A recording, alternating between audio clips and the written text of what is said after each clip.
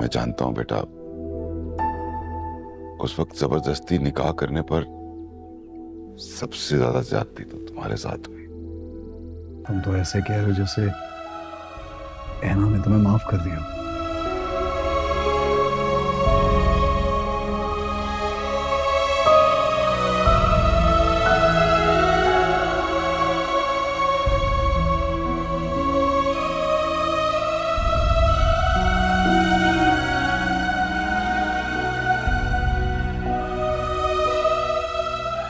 इतनी जल्दी नहीं करेगी, लेकिन बार बार मांगूंगा तो शायद शायद कर भी दे। वैसे भी तुम हो ना मेरी सिफारिश करने के लिए।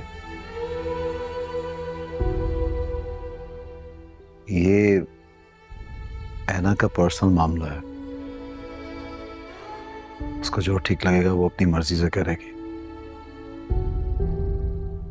मैं कुछ नहीं कह सकता।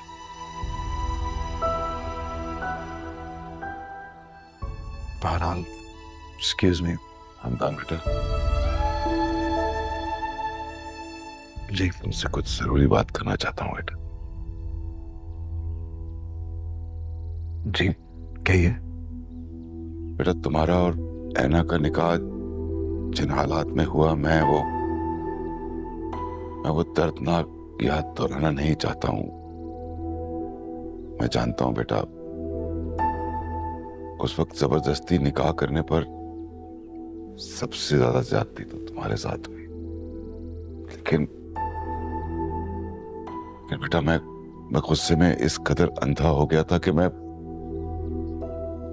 असल हकीकत जान ही नहीं सका।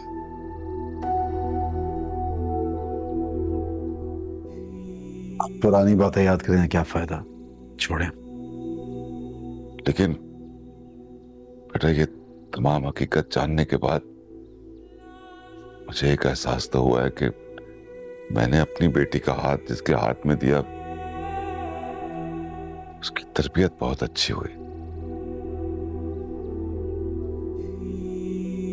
तभी तो इस जबरदस्ती के रिश्ते को बेटा तुमने बखूबी निभाया है। तो मेरी ऐना का चेहरा बता रहा है कि वो कितनी खुश और पुरसकून रही होगी। इसलिए बेटा, मैं तुम्हारा शुक्रगुजार हूं। मुझे माफ कर देना बेटा। सारे किस्से में सबसे मजलूम किरदार तो सिर्फ तुम ही थे। सबसे बड़ी बात यह है कि आपको हकीकत पता चल गया और आपने अपनी बेटी को माफ कर दिया। बस मेरे लिए यही जरूरी था और काफी भी। बेटा, मैं अगर तुम्हारी इजाजत हो तो ऐना को अपने साथ लेके जाना चाहता हूं घर।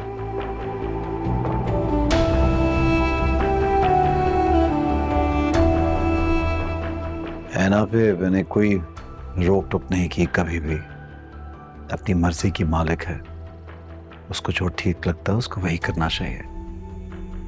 अगर ऐना जाना चाहती है तो प्लीज ले जाइए।